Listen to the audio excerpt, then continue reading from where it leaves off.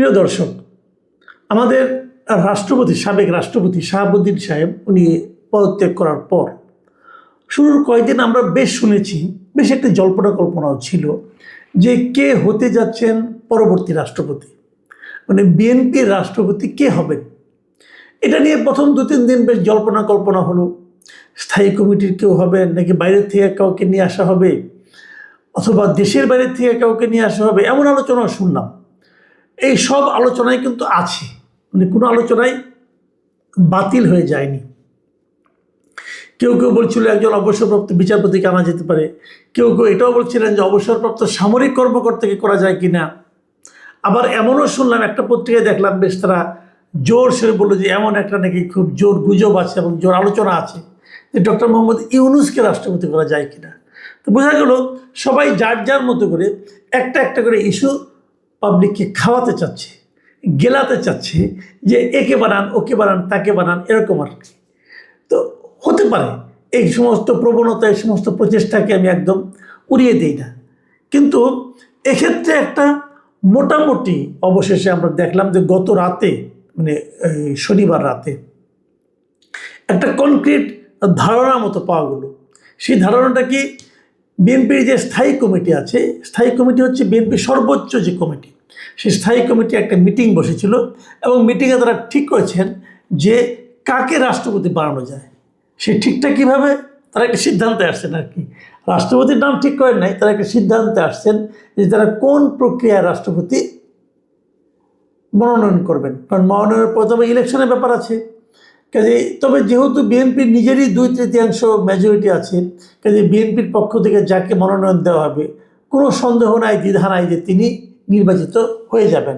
এটা আমরা আগেও দেখেছি, এটা 91 সাল থেকে আমরা এই প্রক্রিয়া দেখে আসছি। তো বিএনপির স্থায়ী কমিটি কী সিদ্ধান্ত নিল, এটা হলো সবচেয়ে ইন্টারেস্টিং, সবচেয়ে ইম্পর্ট্যান্ট এবং আমার বিবেচনায় সবচেয়ে, মানে আমি এটাকে ফানি বলবো নাকি ভয়ঙ্কর বলবো আমি জানি না, আমার জন্য সবচেয়ে আপত্তিকর একটা সিদ্ধান্ত। তারা সিদ্ধান্ত নিয়েছে, আমি বরং আপনাদের পড়ে শোনাই। দৈনিক প্রথম আলোর এই সংক্রান্ত একটা রিপোর্ট প্রকাশিত হয়েছে। সেই রিপোর্টে বলা হয়েছে স্থায়ী কমিটির বৈঠক শিরোনামটা এমন ছিল যে রাষ্ট্রপতির প্রার্থী মনোনয়নের দায়িত্ব দলীয় প্রধানকে দিল বিএনপি, এটা শিরোনাম। আর যদি আমি প্রথম লাইনটা পড়ি, প্রথম বাক্যটা আপনারা শুনুন। দীর্ঘ আলোচনার পর রাষ্ট্রপতি পদে দলীয় প্রার্থী মনোনয়নের দায়িত্ব বিএনপির চেয়ারম্যান ও প্রধানমন্ত্রী তারেক রহমানের হাতে ন্যস্ত করেছে দলের নীতি নির্ধারণী ফোরাম জাতীয় স্থায়ী কমিটি। শনিবার রাতে গুলশানে চেয়ারম্যানের কার্যালয়ে এই বৈঠক হয়। তাহলে দাঁড়ালোটা কি, দাঁড়ালো হলো সর্বোচ্চ যে নীতি নির্ধারণী ফোরাম জাতীয় স্থায়ী কমিটি, তারা মিটিং করেছেন এবং সেখানে দীর্ঘ আলোচনা হয়েছে। দীর্ঘ আলোচনা হয়ে তারা এমন সিদ্ধান্তে পৌঁছেছেন, সেই সিদ্ধান্ত হলো যে জনাব তারেক রহমান দলের যিনি চেয়ারম্যান এবং একই সঙ্গে যিনি দেশের প্রধানমন্ত্রী, তিনি ঠিক করবেন যে কাকে দলীয় প্রার্থী হিসেবে মনোনয়ন দেওয়া যায়। আমি আগে বলেছি বিএনপি যাকেই মনোনয়ন দিবেন তিনি হবেন রাষ্ট্রপতি। তাহলে রাষ্ট্রপতি কে হবেন না হবেন এই দায়িত্বটা দেওয়া হলো কাকে, একজন ব্যক্তিকে। আমরা এই জিনিস আগেও দেখেছি, এটাতেও তাও একটু তারা ঘুরিয়ে ফিরিয়ে খেয়েছে যে তারা একটা মিটিং করেছে, মিটিং করে একজনকে দায়িত্ব দিয়েছে। শাহাবুদ্দিন সাহেব যখন রাষ্ট্রপতি হলেন তখন কিন্তু কেউ জানতো না কী হবে, মানে তৎকালীন যিনি প্রধানমন্ত্রী আছেন উনি আবার এদের সঙ্গে মিটিং করার কোনো প্রয়োজন মনে করেন নাই। উনি একা নিজের কাছে গোপন রেখেছেন, রেখে উনি শেষ মুহূর্তে ঘোষণা করেছেন অমুক হবে রাষ্ট্রপতি। তার মানে রাষ্ট্রপতি একটা নির্দলীয় পদ, কিন্তু মাথায় রাখবেন এটা একটা নির্দলীয় পদ এবং এই নির্দলীয় ব্যক্তিটি কে হবেন সেটা নির্ভর করছে একজন ব্যক্তির ইচ্ছা অনিচ্ছার উপর। সেই ব্যক্তিটা কে, তারেক রহমান, সেই ব্যক্তিটা কি খালেদা জিয়া, সেই ব্যক্তিটা কি শেখ হাসিনা, সেই ব্যক্তিটা কে, এটা আমার জানার কোনো প্রয়োজন নেই, এর ব্যাপারে আমার কোনো আগ্রহ নেই। কিন্তু বিষয়টা হলো একজন ব্যক্তি, তিনি হয়তো সবচেয়ে ভালো সিদ্ধান্তটা নেবেন, কিন্তু একজন ব্যক্তি। এই যে একজন ব্যক্তির ইচ্ছা অনিচ্ছার উপর কিছু একটা হয়ে যায়, কিছু একটা বাধাগ্রস্ত হয়, অথবা কিছু একটা সিদ্ধান্ত হয়, রাষ্ট্রীয় সিদ্ধান্ত হয়, সর্বোচ্চ রাষ্ট্রীয় সিদ্ধান্ত হয়, এটাই হলো গণতন্ত্রের জন্য সবচেয়ে মারাত্মক ক্ষতিকর বিষয়। আমি আপনাদেরকে একটা কথা বলি, অনেক পুরনো একটা ঘটনা। আমি যখন একটা দৈনিক পত্রিকার চাকরি করতাম, দৈনিক আমার দেশ পত্রিকার সময় চাকরি করতাম, সেই সময় আমি জাতীয় পার্টির একজন বড় নেতা মিস্টার জিএম কাদের, যিনি চেয়ারম্যান, আমি জিএম কাদের একটা ইন্টারভিউ করতে গিয়েছিলাম। তো ওই লোকটাকে আমি পছন্দ করি পার্সোনালি, যে উনি বেশ লজিক্যাল লোক, কথাবার্তা ভালো বলেন। তো ওনাকে প্রশ্ন করতে করতে এক পর্যায়ে আমি বললাম যে আপনারা তো গণতন্ত্রের কথা বলেন, কিন্তু আপনার যিনি চেয়ারম্যান আছেন, তখন এরশাদ ছিলেন চেয়ারম্যান, তো উনি একা সিদ্ধান্ত নেন কে থাকবেন কে থাকবেন না, কে মহাসচিব হবেন কে মহাসচিব হবেন না, কে কাকে বহিষ্কার করা হবে কাকে বহিষ্কার করা হবে না, উনি একাই সিদ্ধান্ত দেন। এবং এই জিনিসটা আপনাদের দলের গঠনতন্ত্রের মধ্যেও আছে। তো গঠনতন্ত্র যদি এমনভাবে হয় যে একজন ব্যক্তি এককভাবে সিদ্ধান্ত দিবেন যে কী হবে কি না হবে, কাকে বাদ দেওয়া হবে কাকে রাখা হবে, কাকে কি পদ দেওয়া হবে, তাহলে এটা কি গণতন্ত্র হলো? ওনার জবাবটা ছিল তখন এরকম, উনি বলেছিলেন আমরা দলের সবাই মিলে ওনাকে যদি দায়িত্বটা দিই তাহলে এটাই তো গণতন্ত্র। তো আমি জীবনে এরকম হাস্যকর যুক্তি আর খুব কম শুনিনি, যে আমরা দলের সবাই মিলে ওনাকে দায়িত্ব দিয়েছি, অতএব উনি একা যেটা করবেন সেটাই গণতন্ত্র।